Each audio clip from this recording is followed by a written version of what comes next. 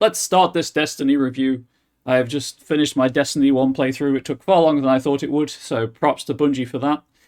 As usual, we'll start with the things I liked, things I didn't like, then score recommendation and high notes because I like to end on a high note. So what I liked visually, the aesthetic is pretty good. Everything is clearly defined. There is enough variety in armor sets and weapon types and things of that nature that it's for such a basic game, it holds visual interest for a while. The world building's pretty interesting. More on that momentarily. The soundtrack, phenomenal. The composer, whoever it is, did a fantastic job with the Destiny soundtrack. And also shout out to the still active Destiny 1 community helping me out with public events and things. The emergent public events were a definite high point of the game. Things I liked less so, the writing, very inconsistent. The lack of cutscenes during the main base campaign, and then just suddenly introducing them 3 expansions down the line as major cutscenes, let's say, as a major storytelling tool was very confusing. But you know what? The choice they made. Especially considering they had to rewrite the story halfway through. Had to rewrite the story quite close to the end of development. Other things I didn't like was it kind of got very repetitive, ignoring the fact that a lot of the non-story quests just boiled down to go here, get X resources, go here, get X resources, or go here and defeat a horde. Just due to the way that the level scaling works, the fact that after a certain point I didn't need to change weapon, it got very repetitive and bland in a way. Yes, the varied environs kind of helped offset that slightly, but the fact that my weapon didn't change in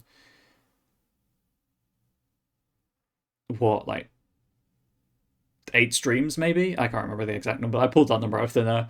Kind of annoying in a game that's designed around pushing forward and constant change. Yes, I got the Army of One perk, which is why I didn't change my weapon. It's very useful, but still, kind of repetitive and basic. Fun, don't get me wrong, it's fun, but a little repetitive and basic. And I've said repetitive and basic like 4 times now, so that's also repetitive and basic.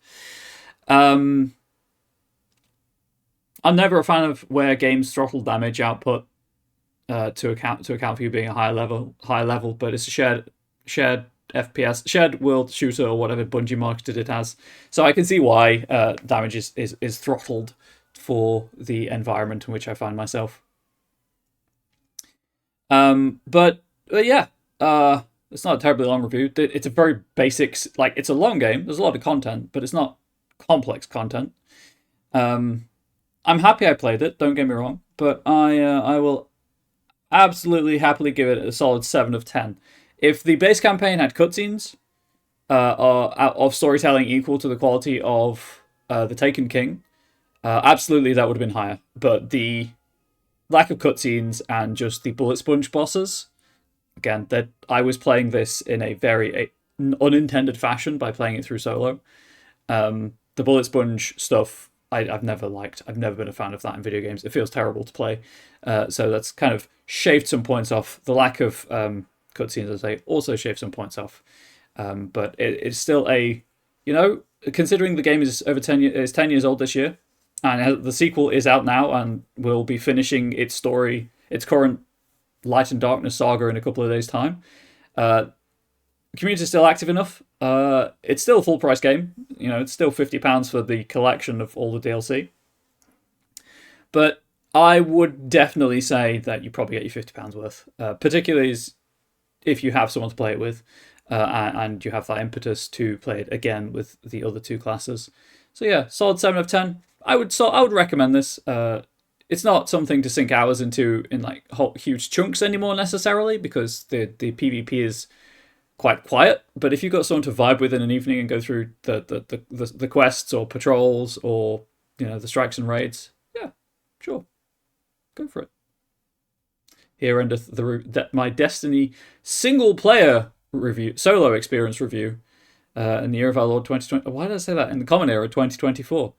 Just as a shout out to people watching this like a new player experience, nothing is explained. There is